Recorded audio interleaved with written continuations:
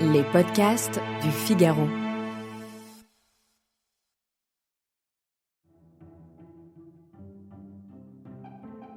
Pauline s'agaçait. À présent, elle se sentait laissée pour compte. Elle fronça les sourcils et cessa de sourire. « Tu parles, ma mère n'a fait que geindre et picoler, c'était l'enfer. » Kitty lui tapota la main. « Allons, ne te fâche pas, Frenchy. »« Alors, dis-moi qui est cette femme, sinon je vais devenir folle. »« Ok, tout doux, » dit Kitty en se penchant pour lui murmurer à l'oreille. « Mrs. Miller, de la suite 614, c'est Marilyn Monroe. » Et soudain, l'assourdissante cantine parut totalement silencieuse à Pauline. Bonjour et bienvenue dans le podcast Le Moment des livres. Vous venez d'écouter un extrait de Poussière blonde de Tatiana de René, publié chez Albin Michel. Je m'appelle Alice Develay et aujourd'hui je suis avec l'auteur de ce roman. Bonjour Tatiana de René. Bonjour Alice.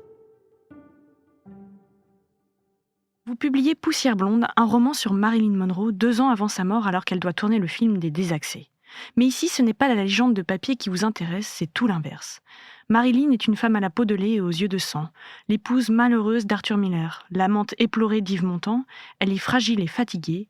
L'héroïne dans ce roman, ce n'est pas l'actrice, mais Pauline, sa femme de ménage. Alors, Tatiana de René, j'ai lu que vous étiez une fan de la première heure de Marilyn Monroe, que vous aviez enfant des posters d'elle dans votre chambre et qu'aujourd'hui, vous portez toujours du Chanel numéro 5. Racontez-nous un petit peu comment vous avez rencontré Marilyn Monroe dans votre vie. Alors Marilyn, elle est rentrée dans ma vie, j'avais peut-être 12 ou 13 ans. Et je me souviens que notre mère nous avait emmenés voir Certains l'aiment chaud dans un petit cinéma de la rue Saint-Dominique qui n'existe plus, qui s'appelait le Dominique. Et nous avions un peu râlé parce que le film était en noir et blanc, on aurait préféré voir La Guerre des étoiles. Et puis tout d'un coup, j'ai vu cette femme qui arrive sur le quai de la gare, sous l'œil égrillard de Tony Curtis et Jack Lemmon. Et je suis tombée amoureuse de cette femme. Pourquoi ? Parce qu'elle était à la fois fragile, drôle, séductrice, émouvante. Elle était un cocktail à part. Je n'avais jamais vu une actrice pareille.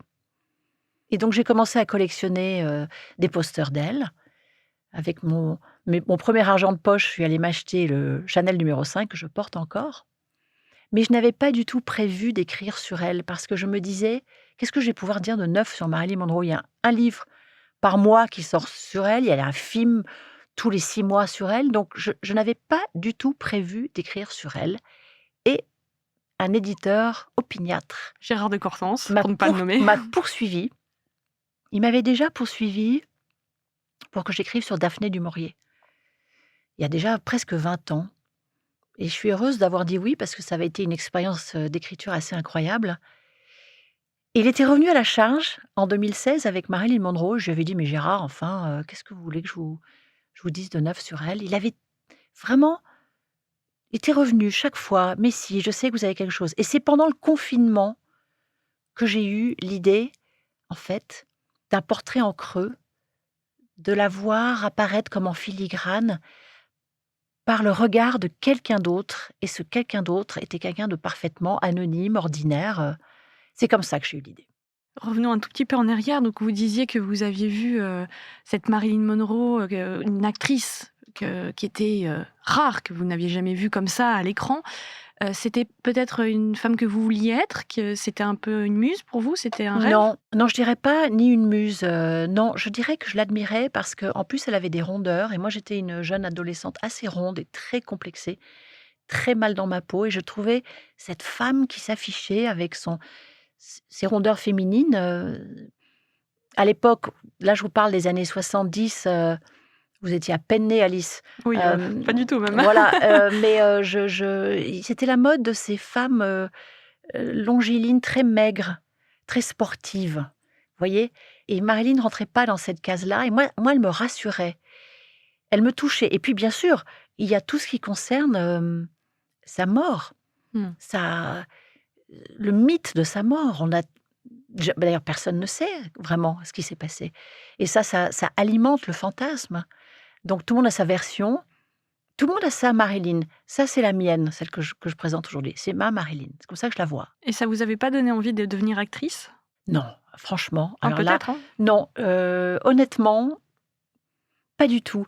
Il y a d'autres actrices que je peux admirer pour leur jeu, pour leur finesse de jeu. Je pense à Jane Fonda, par exemple, je pense à Meryl Streep, qui sont des actrices que j'admire vraiment, Kate Winslet.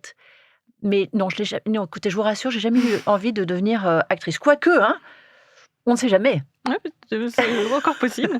Et Marilyn Monroe, vous l'avez bien dit, et c'est l'une des stars sur lesquelles on a peut-être le plus écrit. Comment vous avez procédé pour mêler le vrai au faux? Alors, une fois que j'ai compris que mon point de vue, c'était les yeux de Pauline, ça aurait pu être dans n'importe quel hôtel. Ça aurait pu être le Beverly Hills Hotel, mais il y a déjà beaucoup de littérature sur cet endroit-là. C'est là où elle a vécu son histoire avec Montand. On a beaucoup parlé de ça, il y a eu beaucoup de livres. Et moi, j'ai poussé mon curseur juste un tout petit peu plus loin. Et je me suis rendu compte que en quittant LA, elle arrive à Reno. Et Dans le c'est Nevada. dans le Nevada, et c'est les fameux désaccès. Et là, tout d'un coup, en faisant des recherches sur l'hôtel Mapes, sur le tournage, sur le Nevada, je me suis rendu compte que j'avais une documentation absolument extraordinaire. Mais surtout, je pouvais reconstruire ce qui n'existait plus. Parce que le Mapes a été démoli en janvier 2000. Et donc, j'étais libre de le ressusciter. Et ça, c'est c'est très excitant pour un écrivain de partir à zéro comme ça et d'imaginer tout. Et donc, oui, vous avez raison, j'ai pris du vrai pour en faire du faux qui ressemble à du vrai. Et d'ailleurs, je remarque que la plus jolie remarque que j'ai sur Pauline, c'est est-ce qu'elle a vraiment existé? Et là, je me dis, ah, j'ai réussi ma Pauline. Et alors justement, c'est pas une énième biographie de l'actrice, et on l'a dit, votre héroïne, ce n'est pas Marilyn, mais Pauline, sa femme de chambre. Et pourquoi avoir choisi ce métier-là? Franchement, quand vous allez dans un hôtel, ça vous est jamais arrivé de vous dire, il y a quelqu'un qui va ranger ma chambre Ah si. et qui va voir tous mes objets, non seulement vos vêtements, mais vos médicaments, votre maquillage, ce que vous lisez, tout ce que vous laissez traîner en fait, cette personne va toucher et ranger. C'est fascinant. Mm. C'est une plongée absolument grisante dans l'intimité de quelqu'un. Et donc une fois que j'étais partie de ce point de vue de Pauline sur Marilyn, là aussi j'ai eu l'impression d'être une abeille, lâchée dans une ruche absolument extraordinaire, plongée dans l'intimité de Marilyn. C'était ça qui m'intéressait. C'était pas de la montrer, Ouais, les strass, les paillettes et non! compagnie. C'était de voir le point de vue de la fille de l'ombre sur la fille de la lumière, mais surtout comment la fille de la lumière va quand même remarquer la fille de l'ombre. Mm. Parce que si Marilyn n'avait pas remarqué Pauline ce jour-là, Il n'y avait pas d'histoire. eh ben non. Et alors Voilà. justement, est-ce que c'était difficile de trouver un équilibre avec cette femme de l'ombre et cette femme qui capte si bien la lumière? Ah, c'était pas évident parce que justement, Marilyn, c'est une espèce d'aspirateur à lumière, hein. Elle prend toute la place. Donc il m'a fallu étoffer le personnage de Pauline, le rendre, attachant, crédible, expliquer tout sa backstory comme on dit, d'où elle vient, elle est française, pourquoi elle est venue au Nevada, qui est sa mère, cette coiffeuse française de Montparnasse pour qui le rêve américain n'a pas marché. Et puis bien sûr, donner à Pauline, toutes sortes de passions, notamment, les chevaux, puisque le dénominateur commun, de mon histoire et de celle des Misfits, c'est les chevaux, les Mustangs, les fameux Mustangs. Donc il fallait que je travaille énormément, que je creuse, le personnage de Pauline pour le rendre à la fois crédible, mais surtout pour qu'il tienne la route face à Mrs. Miller, qui est même si on la voit, au petit matin, parce que j'ai choisi la dame qui a du mal à se réveiller. Et la dame qui est méconnaissable sans maquillage. Oui, alors ça, je l'ai beaucoup lu. Je sais que ça va surprendre peut-être mes lecteurs, mais je l'ai beaucoup lu dans tous les livres que j'ai pu dévorer sur elle. Pour devenir Marilyn Monroe, ça mettait peut-être 2 heures. Entre la pose de la perruque, elle portait une perruque dans les Misfits, le maquillage, les vêtements, et puis toute la gestuelle, parce que là, en fait, elle ne pouvait pas être ce sex symbole en permanence, ce n'est pas possible. Et puis, il ne faut pas oublier que à ce moment précis de sa vie, tout va se déliter, en fait. C'est le début de la fin de son mariage avec Arthur Miller. Elle est vraiment sous l'emprise des médicaments, elle a du mal à se rappeler de son texte. Et elle a son clan autour d'elle qu'elle appelait ses happy people, sa joyeuse clique. Mm. Et j'ai voulu aussi, tout ça c'est vrai, toutes ces personnes autour d'elle, coiffeurs, maquilleurs, doublures, assistantes, coach, tout ça c'est vrai, et ils ont tous écrit et parlé sur ce fameux tournage. Donc moi je suis allée picorer ça et là. des petites informations. Dans ce récit, il y a des intrigues et des temporalités parallèles. Pauline est complètement sous l'emprise de son ex-copain avec lequel elle a eu une petite Lily. Elle a mis de côté ses rêves, on en a parlé, ce rêve de travailler avec les chevaux, de les protéger, de les soigner, de devenir vétérinaire, jusqu'à sa rencontre avec Marilyn. Et moi, j'ai l'impression, en lisant ce livre, qu'il s'agissait surtout d'un roman sur l'amitié et la rédemption. Vous avez raison. Je ne dirais pas amitié, je dirais une sorte de sororité, Mhm. de complicité, d'entraide féminine. Elles ne deviennent pas amies, mais il va y avoir un petit coup de pouce de la part de Mrs. Miller. Et surtout, cette jeune femme qui est sous l'emprise d'un homme, Marilyn va tout de suite le comprendre, elle qui a été longtemps sous l'emprise de nombreux hommes. Et puis, sans trop dévoiler de l'histoire, si Pauline n'avait pas connu Marilyn à ce moment-là, Pauline serait restée femme de ménage dans les toilettes pour dames du rez-de-chaussée de l'hôtel Mapes. Et c'est quelque part quelqu'un qui lui a mis le pied à l'étrier. Alors, je prends exprès cette image parce qu'il est beaucoup question de cheval. Mais c'est grâce à Marilyn, et on va comprendre pourquoi, que Pauline prend son envol. Et ça, je voulais vraiment le montrer. Et les histoires d'amitié, de résilience, la littérature en est remplie. Alors, quel livre illustre pour vous l'amitié ? C'est Mon ami Flicka par Mary O'Hara, qui a été publié dans les années 20. C'était mon livre de chevet quand j'étais enfant. C'est encore un classique aujourd'hui pour adolescents et pour enfants. C'est l'histoire de l'amitié absolument extraordinaire entre un jeune garçon qui est le fils d'un... Il a un père qui a un ranch dans le Wyoming, un homme un peu dur qui houspille un peu son fils. Et puis, ce jeune garçon va presque tomber amoureux, se lier d'amitié avec une toute petite pouliche qui s'appelle Flicka et qui est d'ailleurs à moitié Mustang. Donc c'est très difficile de la dompter. Et c'est l'histoire de cette amitié incroyable qui d'abord va le faire grandir. Et moi, j'ai tellement aimé ce livre. Il parle aussi de la complicité, des liens entre les hommes et les animaux, et les chevaux en particulier. Donc voilà, très spontanément, c'est celui-là. Et c'est très bien.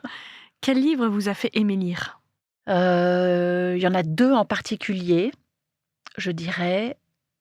Donc mon côté anglais dirait que c'est Daphné du Maurier Rebecca ? et son fameux Rebecca, Ouais. que j'ai lu peut-être 20 fois dans ma vie, cette Mrs. Danvers. Et puis, bien sûr, notre cher Émile. Rappelez-vous, Alice, nous avons même Oui. fait un petit voyage sur ces terres. Je dirais que j'ai vraiment eu un choc quand j'ai lu L'Assommoir. Je les ai lus en même temps, hein. Rebecca et L'Assommoir, je devais avoir 13 ans. J'aimais lire, bien sûr, avant. Hein. Je pourrais dire aussi Edgar Poe, les histoires d'Edgar Poe quand j'avais 7 ans. Les Nouvelles Extraordinaires ? Oui, parce que j'avais une professeure qui nous a fait lire ces textes-là. J'habitais à l'époque aux États-Unis, mon père enseignait là-bas, et elle nous a fait lire les histoires extraordinaires de Poe. Nous avions 7 à 8 ans, vous vous rendez compte ? J'imagine les cauchemars. Mais j'ai tellement aimé, ça m'a empêché de dormir. Mm. Mais bon, le bookworm, comme on dit, le ver de livre, a vraiment aimé. Quel livre vous a fait pleurer ? Justement, L'Assommoir, la toute fin, on apprend, alors je ne veux pas spoiler la fin si vos auditeurs n'ont pas lu la fin de L'Assommoir, mais ce qui arrive à Gervaise m'a vraiment fait pleurer du haut de mes 13 ans, parce que c'est très dur. Quel livre vous a fait rire ? Alors, les Bridget Jones, Ah oui ? oui, D'accord. j'ai trouvé qu'il y avait beaucoup d'ironie sur les rapports hommes-femmes. Je ne sais pas si ça a bien vieilli, mais j'ai beaucoup, beaucoup ri. Quel livre vous a mis en colère ? Alors, j'aime beaucoup cet auteur, mais ce livre-là, je crois que je l'ai jeté. C'est American Psycho de Bret Easton Ellis, Ouais. parce que la violence, la description de la violence envers les femmes est absolument abominable. Alors, je sais que c'est pour rentrer dans le personnage, mais j'étais furieuse, ce qui ne m'empêche pas d'aimer ce qu'il fait. Quel livre aimez-vous offrir ? Moi, j'aime bien offrir Le bal d'Irène Nemirovsky, parce que c'est une courte nouvelle pour ceux qui n'ont pas le temps ou n'aiment pas trop lire. C'est une œuvre de jeunesse qu'elle a écrite à l'âge de 26 ans, je crois. Je sais qu'elle a voulu régler ses comptes avec sa mère qui était épouvantable. Donc, c'est l'histoire d'une ado qui va se venger lors du bal somptueux donné par sa mère.